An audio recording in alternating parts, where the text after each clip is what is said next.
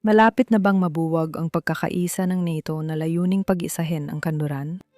Habang may digmaan sa Iran, hindi nagkasundo sina Pangulong Donald Trump at ang NATO. At ngayon, isang tanong na dati ay hindi maiisip ay nasa harapan na natin. Kailangan pa ba ng Amerika ang NATO o nalampasan na nito ito? Ngayon, pag-uusapan natin kung anong kailangan para talikuran ng presidente, ang 75 taong alyansa at ang epekto nito sa pandaigdigang seguridad, lalo na sa ugnayan ng US at Israel. Kasama natin ngayon si Josh Hammer, mayakda ng Israel and Civilization, host ng Josh Hammer Show, editor-at-large sa Newsweek, at may iba pang mga posisyon sa larangan ng batas at pulisya. Maligayang pagdating, Josh. Maraming salamat sa pagpunta mo dito. Ikinagadala ko. Salamat sa pag-imbita, Lana. Isang karangalan. Bago magsimula, ilarawan mo ang sitwasyon. Nagdulot ng matinding tensyon sa pagitan ng Administrasyong Trump at NATO ang digmaan. Ngunit matagal na ring may hindi pagkakaunawaan bago pa ito. Nagbanta si Trump ng taripa sa 8 kaalyado ng NATO dahil sa Greenland. Tinawag niyang tigreng papel ang alyansa at duwag ang mga bansa sa NATO. Noong unang termino niya, gumawa na siya ng hakbang para umalis. Matagal na itong issue. Pwede mo bang bigyan ng mas malawak na larawan bago natin talakayin ang kasulukuyan at hinaharap? Sa tingin ko, matagal ng consistent si Donald Trump sa issue ng NATO. Huwag natin kalimutan ang mas malawak na geopolitical na konteksto ng pag-aangat ni Donald Trump sa pambansang politika ng Amerika. Naalala niya ang Pangulo na bumaba sa ginintuang escalator sa Trump Tower noong Hunyo 2015 na kalaunan ay nanalo sa Republican primary at nang sumunod na taon ay sa pangkalahatang eleksyon laban kay Hillary Clinton. Ang 2016 ay parehong taon ng Brexit referendum sa UK. At ang katotohanan nangyari, ang dalawang bagay na ito halos 4.5 buwan ng pagitan mula Hunyo hanggang Nobyembre ng 2016, sa tingin ko ay hindi ito nagkataon lang. Isa itong panahon. Ito ay isang damdamin ng nasyonalismo na kabaliktaran ng liberal na multilateralismo o liberal na multinasyonalismo. At ito ay isang uri ng simbolikong pagtatapos o kahit paano ay simula ng pagtatapos o kahit isang patatangkang tapusin. Kung wala nang iba pa, itong post-Cold War era ng magagandang damdamin kumbaga ng globalismo ay pinakamainam na nailarawan sa bahagi ng isang economic advisor ni Pangulong George H.W. Bush sa Amerika noong unang bahagi ng 1970s na sumikat sa pagsasabing, computer chips, potato chips, ano ang pinakaiba? Alam mo, ang ideya ng DNAP na free trade ng mga multinational na organisasyon tulad ng NATO at NAFTA ay nakikita rin dito sa North America, lalo na sa mga kasunduan natin sa Canada at Mexico. Ang WTO, World Trade Organization, at WHO, World Health Organization, ay mga paradigmang hinamon ng Brexit referendum sa UK. At si Donald Trump ay talagang nananampanya at nahalal siya sa pamamagitan ng hayagang nasyonalista na MAGA o Make America Great Again na panako na kabaliktaran ng kinahihiligan ng dati ng umiiral na bipartisan, globalist, multinational elitism. Sa tingin ko, naging mahalagang bahagi ng political allure at appeal ni Donald Trump ang balangkas ng NATO mula noong una siyang seryosong tumakbo bilang Pangulo ng Estados Unidos. Marami siyang ginawa mula 2017 hanggang 2021 para matiyak na tinutupad ng mga kasosyo ng Amerika sa NATO ang kanilang bahagi ng kasunduan. At kung titingnan mo ang mga estadistika nito, ang porsyento ng mga bansa sa NATO na umaabot sa kanilang pinakamababang kinakailangan, ang pinakamababang kinakailangan ng kasunduan na gumastos ng 2% ng kanilang GDP sa military spending, para malinaw, ang kasunduan ay talagang naglalayo na gumastos sila ng 5%. Pero kung titingnan mo ang mga bansang nakakatugon sa pinakamababang 2% ng GDP na ginagastos sa depensa, ang bilang ng mga bansang Europeo, particular na, ay tumaas ng husto sa unang 4 na taon ni Donald Trump dahil naglagay siya kahit papaano ng matinding rhetorical na pressure kung wala mga iba. Iyon ang dahilan kaya mas tumindig si Donald Trump laban sa NATO noong nakaraang taon hanggang Pebrero, pati ngayong taon, lalo na sa issue ng Greenland. Medyo mahigpit siya kay Denmark at sa NATO sa pangkalahatan pagdating sa Greenland. Lahat ng iyon ay nangyari bago ang digmaan laban sa Iran na sa tingin ko ay muling nagdala sa NATO sa ganitong usapan At nagpatunay na mas may dahilan pa si Donald Trump mainis sa mga kaalyado ng Amerika sa NATO. Pero sa tingin ko, ang mahalagang tandaan para sa usapan natin ay hindi ito isang bagong pangyayari. Ito ang pangunahing ibig sabihin ng Trumpismo at ang kinakatuan nito sa politika ng Amerikano. Kaya tatalakayin pa natin ito ng mas malalim. Kamakailan ay nagsulat ka ng kolum kung saan maikli mong binuod ang kasaysayan ng NATO. Sa tingin ko, mahalagang ibahagi dahil sinabi ng British na general na unang Secretary General ng NATO na ang layunin ay ilayo ang Soviets, panatilihin ang mga Amerikano at panatilihing kontrolado ang mga Aleman. At ipinapaliwanag mo na nagbago ng mundo. Kaya ngayon, hindi no 1,900 at 49.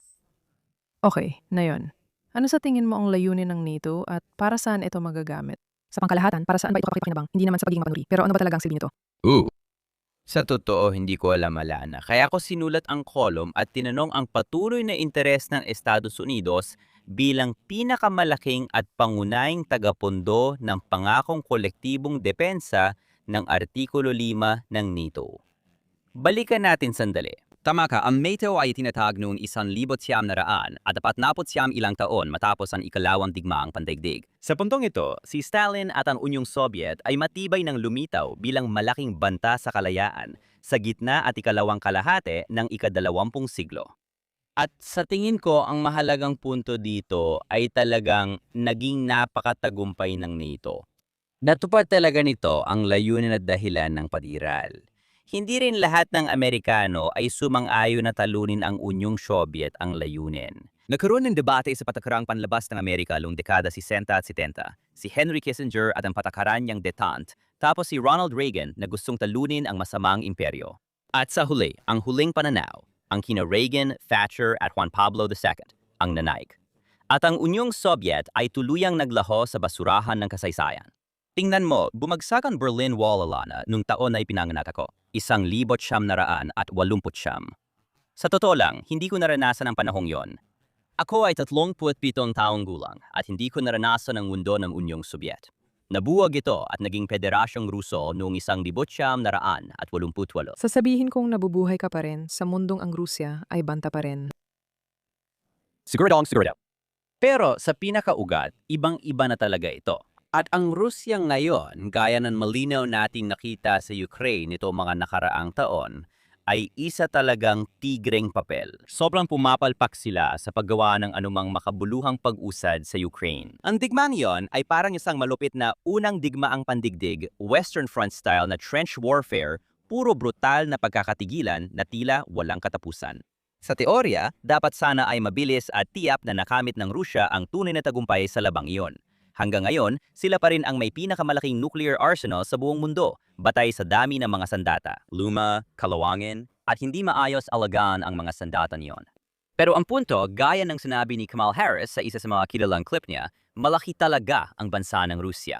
At marami talagang sandata ang Rusya na magagamit. Ang Ukraine naman ay mas maliit na bansa. At sa puntong ito, dapat ay sobrang halata na hindi maganda ang Rusya. Hindi ako nandito para mabigay ng anumang depensa sa Rusya. Si Vladimir Putin ay isang tao na parang hindi talaga nagbago ang pag-iisip niya mula pa nung nasa KGB siya. May elemento sa hanay ng kanang pakpak sa Amerika at gusto ko itong tukuyin ng napakalinaw. Talagang may ilang kapwa ko Amerikanong konserbatibo na tahasang pro-Russia. Na talagang mas simpatetiko at paborable ang pagtingin sa Moscow kahit sa mga matitinding aspeto nito. Yung buong grupo ni Tucker Carlson at mga taong katulad niya doon. Malaki ang impluensya ni Alexander Dugin sa kanila, na kilalang Svengali ni Vladimir Putin at intelektual na tagapagsalita. Hindi yan ang paninindigan ko at hindi ako nagbibigay ng ganoong pahayag. Mali ang ginagawa ng Rusya. Napakasama ni Putin. Ang sinasabi ko lang ay hindi Rusya ang malaking banta sa atin na yon. Para sa akin, ang tunay at malinaw na malaking banta sa Amerika ay ang Sina. Gusto kong tawagin ang Sina bilang una, pangalawa, pangatlo, pang-apat at panlimang pinakamalaking banta sa geopolitika ng Amerika. Sila ay banta sa literal na lahat ng paraan na maaring maging banta ang isang bansa. Kung titingnan mo talaga ang lahat ng war games exercises na isinagawa ng sariling Department of War ng Amerika at ng iba't ibang mga pangunahing pinuno ng militare, mga intellectual, West Point at iba pa, kung titingnan mo ang mga war game na kanilang binalangkas nitong nakaraang 1 o 2 dekada, we only if kung gagalaw ang Sina laban sa Taiwan, kalahati lang o mas mababa pa ang tsansa ng Amerika na manalo kung galaban tayo. Kaya malaking banta talaga sila sa militar.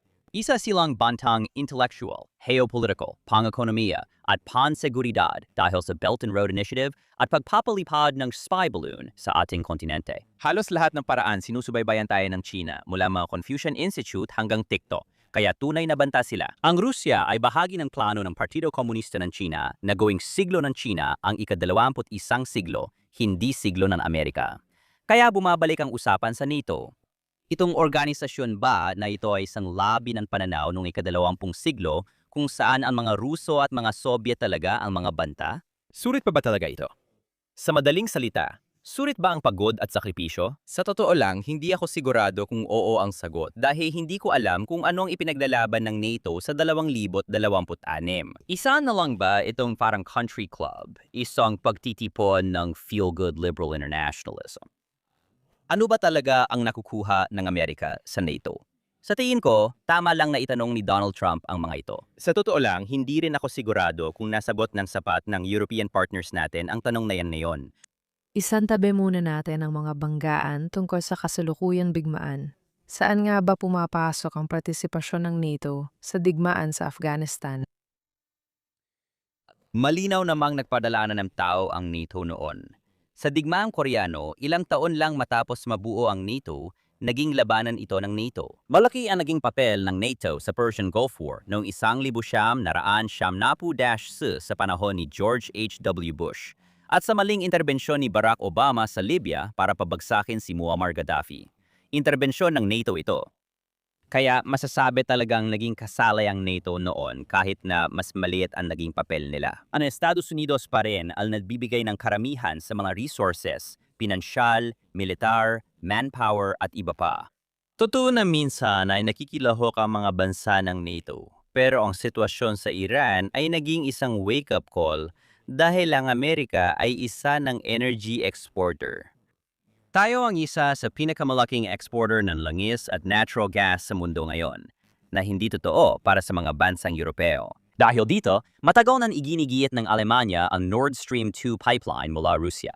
Isa ito sa malalaking sandata ng Rusya sa Europa, ang labis na pagdepende ng mga bansa roon sa Rusya para sa produktong petrolyo. At ang Europa ay mas higit na umaasa sa krudo na dumadaan sa kipot ng Hormuz kaysa Amerika. Hindi lang iyon. Sa totoo lang, direkta na nanganganib ang Europa dahil sa programa ng mga konbensyonal na misail ng Iran. Noong 1 buwan at kalahati o 2 buwan nang nakalipas, sinubukan ng Iran paputukan ang Diego Garcia, base militar ng Amerika at Britanya na 2,500 milya ang layo. Okay, kung kaya nilang tamaan ang 2,500 milya ang layo gamit ang mga missile, ibig sabihin nito ay maraming bahagi ng kontinente ng Europa ang abot ng kanilang armas. Kaya naman talagang dapat mag-alala ang mga Europeo tungkol sa banta ng Iran. Mukhang di naman sila masyadong nag-aalala, may mga dahilan sila. Pwede nating pag-usapan kung gusto mo. At malaya kang magpaliwanag pa. Sa banta ng Spain ng arms embargo at pagsara ng airspace, tingin ko may ganito rin ginawa ang France. Sinabi ng Switzerland, nagagawa rin sila ng katulad na hakbang pagdating sa pagsasara ng kanilang airspace, pati na rin ng France at iba pa. Kaya tingnan mo, may iba't ibang dahilan ako kung bakit parang wala ang Europe sa operasyon ng Amerika at Israel laban sa rehimen ng Iran. May ilang bagay na agad pumapasok sa isip ko.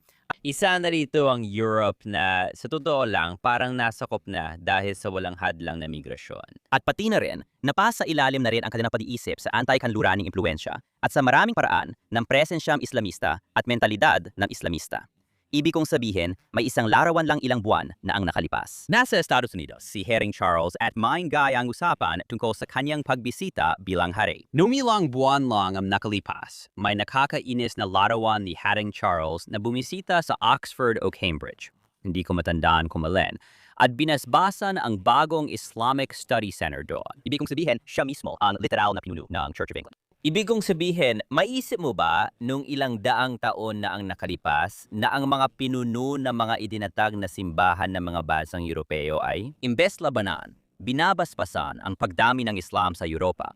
Maaring usaping pang-eksistensyal ito. Bumabalik talaga tayo hanggang sa panahon ng mga krusada, hanggang sa pagkubkob sa Vienna noong kalagitnaan ng nakaraang milenyo at iba pa. Kaya nagkaroon talaga ng pisikal at intelektual na pananakop doon sa mga kadahilan ng iyon. Mayroon ding lubos na mahina, malambot, at talunang pag-iisip.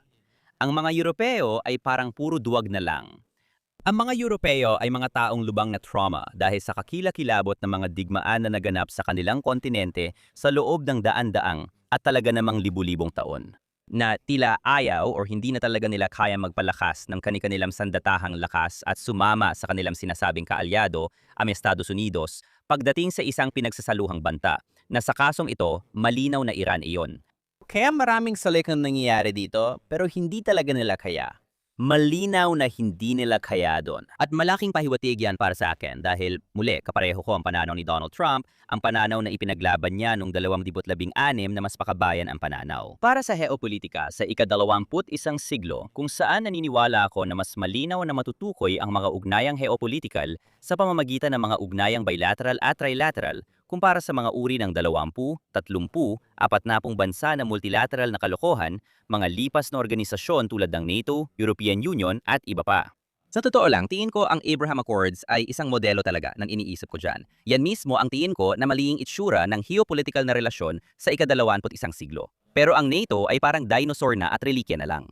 At maliban at hanggang hindi maipaliwanag ng NATO kung ano talaga ang ginagawa nito, kung ano ang pinaninindigan nito, at kung bakit dapat sagutin ng mga nagbabayad ng buwis sa Estados Unidos ang gastos para dito. Tingin ko tama si Donald Trump na aminin, batikusin ito sa salita at sa pinakamainam, posibleng tuluyang alisin pa nga ang pag-iral nito.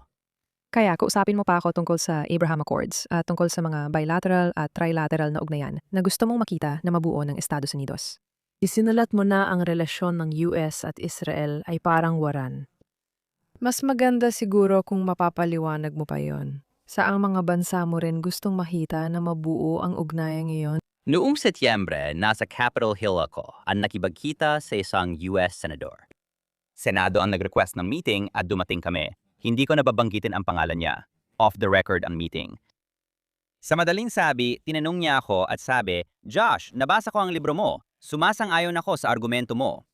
Paano ko mahihikayat ang mga kasamahan kong nagdududa dahil nakikinig sila kina Tucker at Candace at sa mga kalokohan nila? Di naman sikat ang mga yon sa Senado pero gets mo ibig kong sabihin. Sinabi niya sa akin, paano ko ipapaliwanag sa iba na kaalyado ng Estados Unidos ang Israel? At sinabi ko, Senador, narito ang isang mabilis at simpleng paraan. Isang mabilis na palatandaan para malaman kung kaalyado nga ba ng Estados Unidos ng Amerika ang isang bansa o hindi. Sinabi ko na at ulitin ko na ang kaalyado ng Estados Unidos o ng ibang bansa pero manatili tayo sa usapan na yon. Ang kaalyado ng Estados Unidos ay isang bansa na kapag kumikilos para sa sariling interes, mas napapalakas pa ang pambansang interes ng Estados Unidos bilang pangalawa o pangatlong salik. At sa palagay ko, sa batayan na yan pa lang, ang Israel ang pinakamalinaw na halimbawa ng isang kaalyado. Kung titignan mo ang mga kaaway ng Israel sa gitnang silangan at kung sino ang araw-araw nilang kalaban. Maging ito man ay Hamas, Hezbollah, ang PLO, malinaw na ang rehimen ng Iran mismo, ang mga Houthis, lahat ng ito ay kinikilala ng kagawaran ng Estado ng Estados Unidos bilang mga banyagang teroristang organisasyon o napakawapit na sa ganoong kategorya. Kaya ang Israel na kumikilos para sa sariling depensa ay literal na tumutulong sa pambansang interes ng Amerika. At may iba't ibang paraan para, sa tingin ko, mailahad ito sa totoong mga empirikal na termino. Isa sa paborito kong halimbawa ay ang kasalukuyang labanan na malinaw na halimbawa rin. Dahil dito, nakuha natin sina kalihim ng digmaan Pete Hegseth at tagapangulo ng Joint Chiefs of Staff Dan Race at Kane na labis na pinuri ang mga Israeli.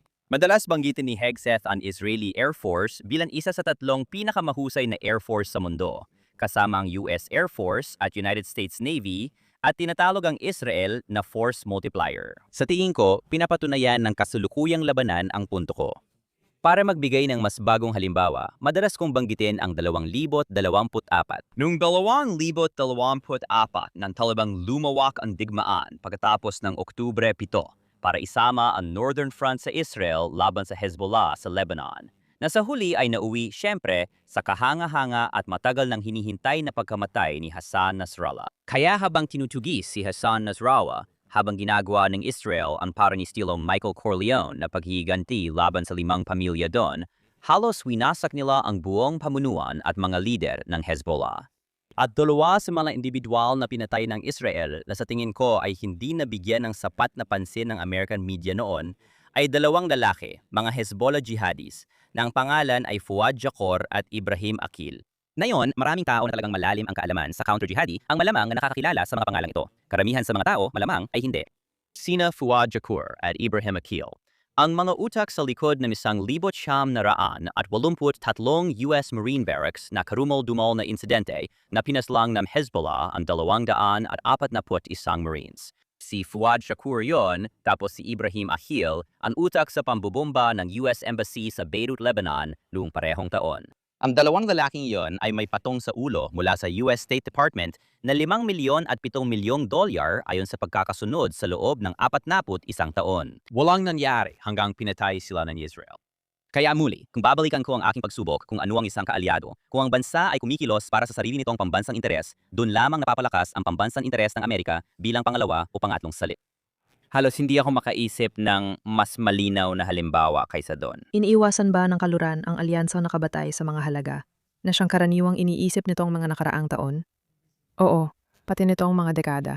Oo, at yun ang punto dahil halos walang interes sa patakarang panlabas na nakabase sa mga halaga sa pasulukuyang diskursong pampulitika ng Amerika. Isa na itong lipas na paraan ng pag-iisip tungkol sa patakarang panlabas. Sa ngayon, mas iniugnay na ito sa kaliwang panig ng politika sa Amerika kaysa sa kanan. Halimbawa, ang nabigong interbensyon ni Barack Obama sa Libya para pabagsakin si Muammar Gaddafi noong 2011 ay ginawa batay sa internasyonal na doktrina ni Samantha Power na responsibilidad na protektahan. Isang teorya ng liberal na makatoong interbensyon na hanggang ngayon makalipas ang 15 taon ay nananatiling nasa isang malawak na digmaang sibil ng mga jihadi. Kaya iba ang pananaw ko sa patakarang panlabas. Mas praktikal at realista ko. Ang sarili kong patakarang panlabas ay masasabi kong ang inspirasyon nito ay mula kay John Quincy Adams, anak ni John Adams, na bago maging ika-6 na Pangulo ay nagbigay ng kilalang talumpate bilang kalihim ng Estado ni James Monroe noong 1821. At sa tanyan niyang sinabi, malapit itong paraphrase, na ang Amerika ay hindi pumupunta sa ibang bansa upang maghanap ng mga halimaw na wawasakin. Hangad natin ang kalayaan ng mundo, ngunit sariling kalayaan lang ang ating ginagarantiyahan. Iyan ay ibang pananaw sa papel at moral na responsibilidad ng Amerika kumpara sa George W. Bush Freedom Agenda, kung saan sa ikalawang tulumpati ni Bush sa pananumpa noong Enero 2005, sinabi niyang layunin ng Amerika na ipalaganap ang kalayaan gamit ang puwersa kung kinakailangan sa buong mundo. Para sa akin, napaka-arrogante niyan. Iyan ay kabaliktaran ng kababaang loob na siyang naging buod ng Burkean na konserbatismo. Sa tingin ko, hindi yan papel ng Amerika direkta at simple lang. Pero superpower ang Amerika at may mga interes tayo sa mundo. Mahalaga ang matipid na paggamit ng mga yaman dahil talagang limitado ang mga ito. Tulad ng nabanggit ko kanina, ang Sina ang pinakamalaking banta. Kaya lumilitaw ang susunod na tanong kung ang Amerika ay at dapat talagang nakatutok sa China at masasabi kong pati na rin sa buong Indo-Pasipiko. Sa ika-21 siglo na ito, lumalabas ang tanong kung paano nga ba ang Amerika? Dahil isa tayong superpower at may mga interes tayo sa iba't ibang palig ng mundo, paano natin pinakamabisang mapoprotektahan, masisiguro, madedepensahan at mapapaunlad ang ating mga interes sa lahat ng iba pang rehiyon? Para sagutin ang tanong mo, Alana, ito ay sa pamamagitan ng bilateral at mas maliit na multilateral na alyansa tulad ng Ibrahim Accords. Ang Ibrahim Accords ay kasunduang magpapatatag sa gitnang silangan gamit ang impluensya ng Amerika bilang superpower. Upang pagsamahin ang ilang mga bansa, ang Israel at ilan sa mga mas katamtamang hindi Islamistang Estadong Arabo sa parahang makabubuti sa pambansang interes ng Amerika dahil umiira lang alyansang ito upang subukang tigilan ang rehime ng Iran. Sa totoo lang, umaasa akong mas lalago pa ang Accords matapos ang digmaan na ito.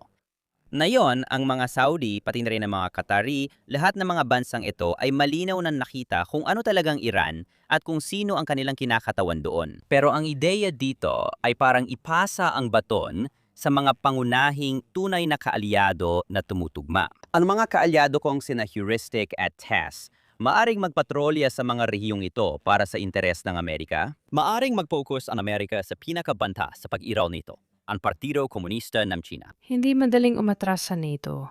Sa tingin ko, Ito lang ang kasunduan na inaatas ng batas ng Amerika. Kailangan ng batas mula sa Kongreso o pag-aproba ng 2 ng Senado para makaalis ang US. Ibang pananaw ng White House tungkol sa batas. May batayan ang White House na mapapahintulot dito. Mas maluwag ito. Hindi ko alam paano ito haharapin ng korte kung mangyari. Praktikal ba talaga ayon sa batas ng US at sa kasalukuyang kalagayang pampolitika na makaalis ang US sa NATO? Hindi ako eksperto sa pandaigdigang batas at di ko alam ang buong kasaysayan ng Amerika sa patatras sa mga kasunduan kung magiging tapat ako. Ang karaniwang paraan ay sundin ang batas konstitusyonal ng Amerika na nagsasabing mababago mo lang ang isang bagay sa parehong paraan kung paano ito ginawa. Isang napakalinaw na halimbawa niyan ay ang pagbabawal ng alak. Kaya ang pagbabawal ay isinabata sa Konstitusyon ng Amerika sa pamamagitan ng ika-18 na amyenda. Gaya ng alam ng marami, kinailangan ng ika-21 na amyenda para mapawalang bisa ang ika-18 amyenda. Kaya ang pangkalahatang idea ay may isang batas na ipinasa. Kailangan mo ng batas para bawiin ito. Kung ito ay ipinasa lang sa pamamagitan ng kautusang ehekutibo, kailangan din ng kautusang ehekutibo para bawiin ito. Kaya ayon sa parehong lohika sa teorya, may saysay na para alisin tayo sa isang kasunduang pinantibay ng 2/3 ng Senado at iba pa. Hindi mo na kailangan ng parehong 2/3 ng Senado para umatras doon. Sa kabila ng sinabi ko, hindi ako pamilyar sa tinatawag na maliliit na detalye kumbaga ng kasunduang NATO. Hindi ako sigurado kung ano ang kalalabasan ng pagtatangkang gawin ito ng Pangulo mag-isa. Kahit paano, ang iniisip ko ay kung hindi sapat na masagot ng NATO ang mga napakahalagang at masasabi kong mga tanong na pang-ontra na itinatanong ng Pangulo ng Estados Unidos at ni Rubio, kalihim ng Estado at ng iba pa. Ano ba talaga ang layunin ninyo? Bakit kayo nandito? Ipaliwanag ninyo sa amin. Kami ang nagpapakain at nagpopondo sa buong operasyong ito, Amerika. Tinitiyak namin na ang Germany, France, UK, Italy at lahat ng iba pang mga bansa dyan na hindi kayo haharap sa isang banta sa inyong pag-iral mula sa Russia o Iran o China o sinuman dyan. Ano nga ba talagang napapala namin dito? Kung hindi nyo kami tutulungan sa operasyong militar na may malalim na epekto sa enerhiya at seguridad ng mga Europeo at Amerikano, ano ba talaga ang napapala namin dito? Kaya ang tanong na yan ay kailangan pa ulit-ulit na ipukpok at ipukpok pa ng paulit-ulit. Ang magandang balita ay si Mark Rutte, pangkalahatang kalihim ng NATO na Olandes, ay tila pro-Trump sa ngayon. Pero sa personal, hindi ako naniniwala rito. At sa tingin ko, hindi rin ito taos-puso. Para sa akin, sinusubukan ni Mark Rutte iligtas ang NATO sa pamamagitan ng papapalubag loob sa malaking tao sa White House. Hindi ako lubos kumbinsido na maliligtas pa ito. Alam ko lang sina Trump at Rubio at iba pa ay nagtatanong ng tamang tanong. Pero pakinggan mo kung talagang mapipilitan na at walang pagbuti o lalo pang bumaba ang merkado at walang pagsubok sagutin ang mga tanong o pagbutiin ang paggastos nila sa depensa bilang bahagi ng GDP. Kung patuloy nating ipinapapaliban at tinatanong ang problemang ito hanggang makalipas ang 1 o 2 taon, o sa tingin ko, matalinong ideya ang pagtatangkang umalis sa NATO. Wala akong maipapangakong kahit ano kung paano mangyayari yon kung mapapanindigan ba yon sa korte. Para sa akin, mas kanais-nais ang 2/3 ng Senado ng US. Kung ilalagay ko lang sa ganung paraan, maaring may o walang executive na paraan para lampasan ito. Hindi ako sigurado pero posible na meron. Kung wala niyan, di ko alam kung susuportahan ito ng hudikatura. Pero kung pwede ipagpaliban muna, sa tingin ko, sulit subukan kung wala ng ibang paraan. Malamang may paraan na gawin ito ng hindi opisyal na umaalis sa NATO, tulad ng pantanggal ng tropa o paghinto ng pondo. Tama. Oo. Kung mangyayari yun, di ba, na iniiwasan ang mga pampolitikang pasensya na iniiwasan ang mga legal na hadlang, posibleng mangyari. Sa tingin mo, anong mensahe ang napapalating nito sa mga pangunahing kaaway natin? Parang sinasabi mo na parang makikita ng China na ang mga Amerikano ay muling itinututok ang kanilang lakas sa parang mas magiging mapanganib silang karibal. Pero iniisip ko kung anong magiging itsura nun, na parang iniiwan na natin ang mga prinsipyo na matagal na nating pinanghahawakan. Iniiwan ng mga bansa na matagal na nating kaalyado. At kadalasan ay naging mabunga ang samahan. May masama bang epekto kung bigla tayong umalis? Ay, maring may magsabi niyan, pero para sa akin, lumana ang ganitong pag-iisip para mentalidad nung dekada 90 o 2000 na nangingibabaw ang Amerika sa mundo. Tapos na yon. Hindi na tayo nabubuhay sa panahon na iisa lang ang makapangyarihan at walang kapantay na dominasyon ng Amerika sa mundo. Bumalik na tayo ngayon sa isang multipolar na panahon, katulad ng naging katangian ng malaking bahagi ng ika-20 siglo una sa pag-usbong ng pasismo at pagkatapos ay ng komunismo. Ngayon, muling umaangat ang Sina at lumalawak ang impluensya nila dahil sa ambisyong militar at Belt and Road Initiative. Kaya't nasa multipolar na panahon na tayo. At ang malinaw na implikasyon nito, lalo na para sa isang bansa tulad ng Amerika na may utang na 10 trilyong dolyar, ay hindi na natin kayang maging tagasagot sa gastusing pangdepensa ng buong mundo. Kaya ba ni na Xi Jinping, Politburo at People's Liberation Army sa Beijing na makita ito at sabihing, Diyos ko, kinutupad ng Amerika ang mga naunang pangako nito? Sige, sa totoo lang, wala akong pakialam. Wala talaga akong pakialam kung paano nila iisipin ang ganitong hakbang, basta't ginawa ito para sa tamang dahilan, nakatuon sa tamang layunin, at ipinaliwanag ng halos katulad ng paliwanag ko rito. Yun lang ang mahalaga. Pero sa totoo lang, Alana, ang pinakamahalagang bagay pagdating sa China at sa pagsubok na ilagay ang China sa depensiba, pagsubok na kumbinsihin ng China na nandito ang Amerika at seryoso ang Amerika na lumaban ng mabangis at gagawin yon sa nakikinitaang hinaharap. Pinakamabisang paraan para melete ang China sa ganyang posisyon ay magpakitang lakas mismo ang Amerika. At para magbigay ng isang napakasimpleng halimbawa, nakalimutan ko ang eksaktong bilang ng mga araw. Pero nung unang linggo at kalahati o baka 2 linggo pa nga ng digmaan, ng kasalukuyang digmaan laban sa Iran. Walang naiulat na paglipad ng People's Liberation Army ng China kahit saan malapit sa Taiwan. Siguro malapit lang sa baybayin ng China, pero wala talaga sa bahagi ng Taiwan sa Taiwan Strait. Talagang tahimik. At iyon ang unang pagtigil ng militar ng China sa pag-ikot sa Taiwan sa loob ng maraming taon, sa napakatagal na panahon. At sa tingin ko, maraming mga tagamasid ng China ang napansin yon at sinabi may saysay ito dahil nakikita na ngayon ng China na seryoso ang Pangulo at ang bansang ito. Kaya sa huli, seryoso si Donald Trump.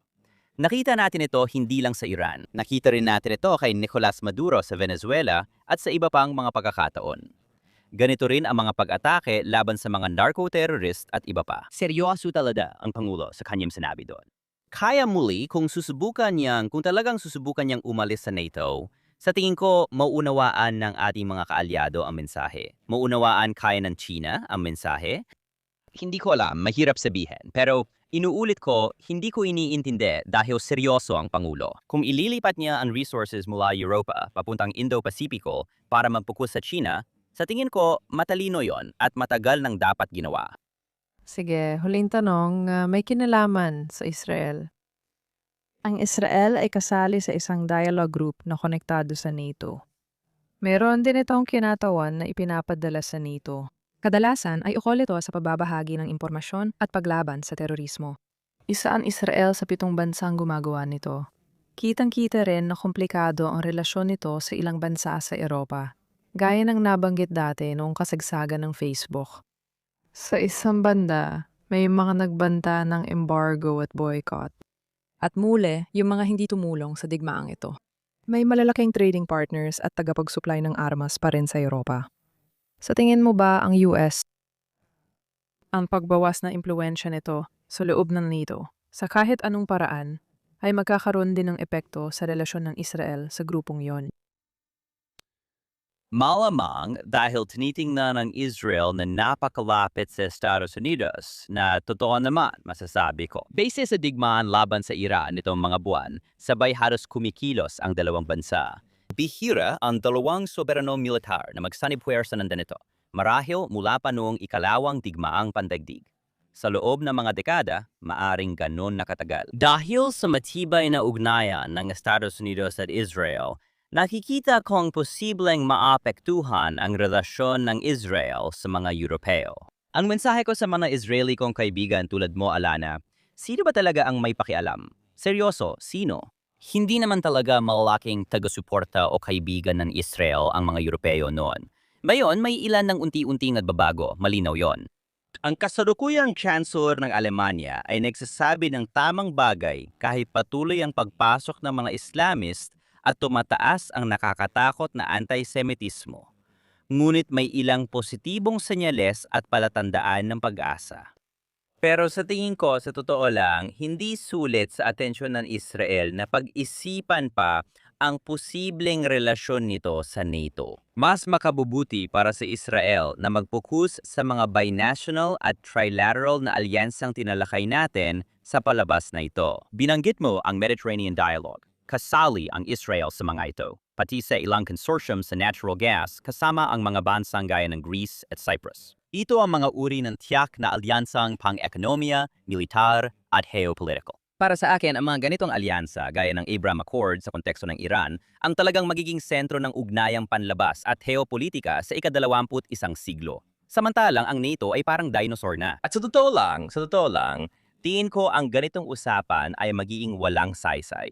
Dahil kung talagang aalis ang Amerika sa NATO, mahirap paniwalaan na magkapatuloy pa ang NATO. Sa tingin ko, yun na siguro ang magiging katapusan ng NATO at dahil doon, malamang na wala nang dapat ipag-alala ang Israel kung tutusin. Coin, ikaw na ang magtapos ng palabas. Alam kong mahigpit ang iyong schedule, kaya talagang pinahahalagahan ko ang pagpunta mo ngayon. Inasahan kong makapag-usap tayong muli at pag-uusapan pa natin ang ilan sa mga bagay na ito ng pribado. Alana, inaabangan ko talaga yon. Salamat.